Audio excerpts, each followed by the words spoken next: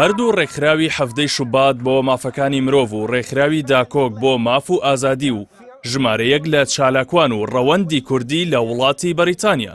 خۆپیشاندانێکی جەماوەریان لە شارەکانی لەندەن، مانچێستەر، بێرمینگهام، نیوکاسڵ، گلاسکۆ بەمەبەستی پشتیوانی و پاڵپشتی لە مامۆستایانی مانگرتووی شاری سلێمانی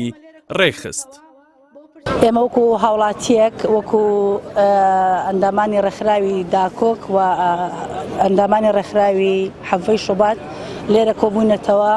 بۆ پاڵپشتی مامۆستایانی ناڕازی بۆ مامۆستایانی مانگرتووان لە شاری سلێمانی. لێرەوە داواکانی حکوومەتی هەرێمی کوردستان بە زۆرترین کات بەدەم داواکانی مامۆستاکانەوە بچێت و مامۆستایان ئەوەی کە ئەیانەوێت بۆیان بکرێت و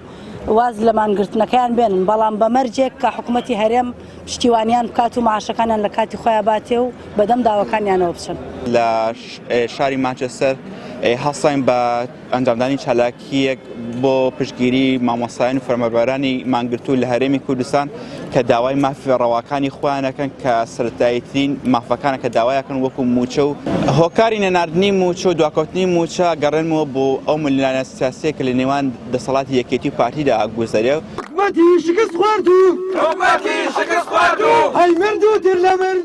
بەشداروانی خۆپیشاندانەکە ڕای دەگەێنن مامۆستایان و فەرمانبەرانی هەرێم بە تەنها نین و پشتگیری لە داواڕەوەکانیان دەکەن کە زیاتر لە 10 ڕۆژە لە سلێمانی بۆ ئەو مەبەستە مانیان لە خواردن گرتووە تا ئەو کاتەی داواکاریەکانیان جێبەجێ دەکرێت کە خۆی لە تەڵتینکردنی موچەی موچەخۆرانی هەرێمدا دەبینێتەوە. من ئەمڕۆک ئەندامێکی ڕێکخراوی داکۆک وەک گەنجێک هاتووم بۆ پشتگیری خۆم بۆ مامۆستایانی مانگرتوو دەربڕم داواکاری لە حکوومەتی گەندەڵی کوردستان داواکاریەکانی فەرمانبەرانی مامۆستایان جێبەجێ بکات بۆ ئەوەی ئەوان کەوا مانیشیان گرتووە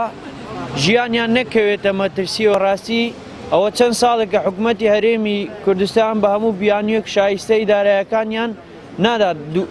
ژیانی هاوڵاتیان زۆر سەخت بووە. مامۆستایانی ناڕازی کە ئێستاکە لەسەر شەقامەکانن و لەگەر فەرمانبەرەکان کە داوای مافی سەرەتایی خۆیانەکەن لە حکوومەتی هەرێمی کوردستان داوای موچەکانیانەکەن کە موچەکانیان پێ ببەخشرێتن. هۆکاری ئەمە بۆ ئەوە ئەگەڕێنمەوە لەسەر ئەو خاڵانەی کە لەگەر حکوومەتی عێراقیش ڕێککەوتون لەسەر چەند خاڵێک لەگەر یەکدی پێڕەوی ئەو خاڵانە ناکە کە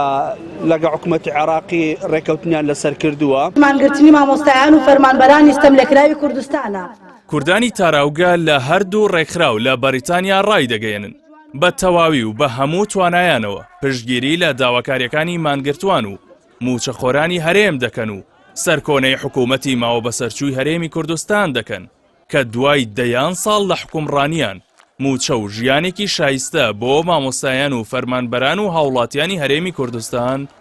بەڕەوان نابینن.